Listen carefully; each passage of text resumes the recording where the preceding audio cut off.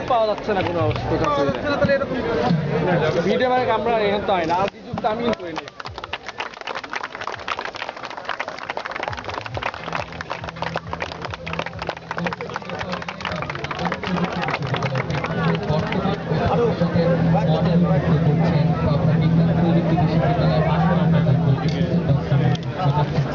দেখি আর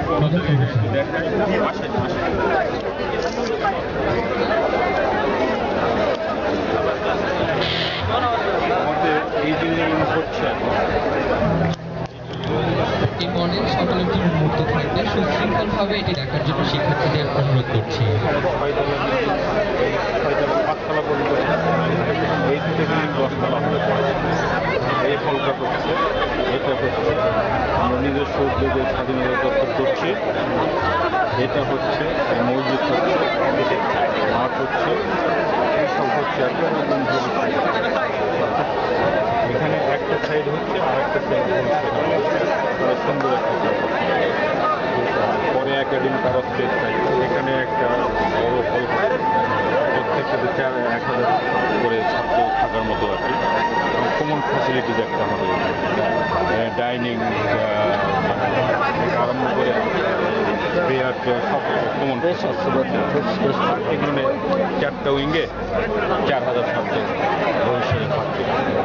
আপাতত এখানে 500 সিটের একটা ছেলেদের হচ্ছে, আর এখানে 250 সিটের একটা মেয়ে।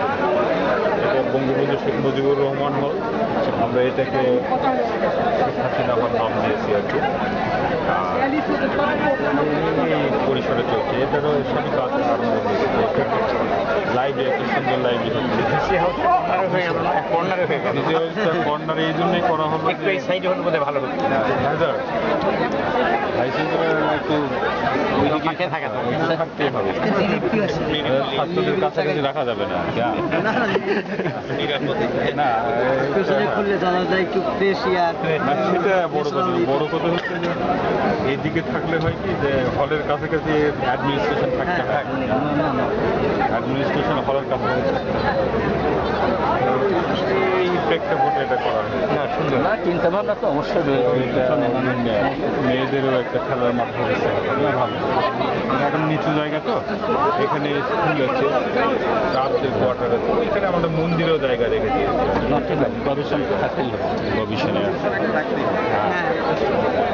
এদিকে সাবস্টেশন হবে, এগুলো সব কাজ হচ্ছে। এটা আমাদের ভবিষ্যৎ ভাবনা, টোটাল ভিউ এটা এরকম ভবিষ্যতে হবে আরো 30 বছর।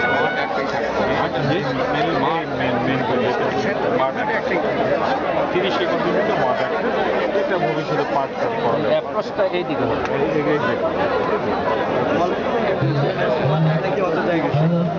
সব ওয়াল আপ হবে। অলরেডি ওয়াল আপ হয়েছে এই মোটামুটি চল আমরা